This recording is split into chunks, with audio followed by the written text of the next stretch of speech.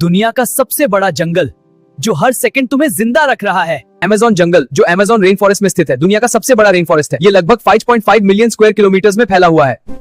इसे अर्थ के लंग्स भी कहा जाता है क्योंकि ये बहुत ज्यादा ऑक्सीजन प्रोड्यूस करता है। यहाँ 3 मिलियन से भी ज्यादा स्पीशीज रहती हैं, जिनमें से कई अभी तक डिस्कवर भी नहीं हुई। लेकिन हर मिनट फुटबॉल फील्ड के साइज जितना जंगल काटा जा रहा है।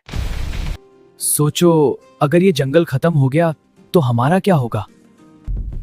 तुम क्या सोचते हो? अमेज़न को बचाया जा सकता है। इंटरेक्ट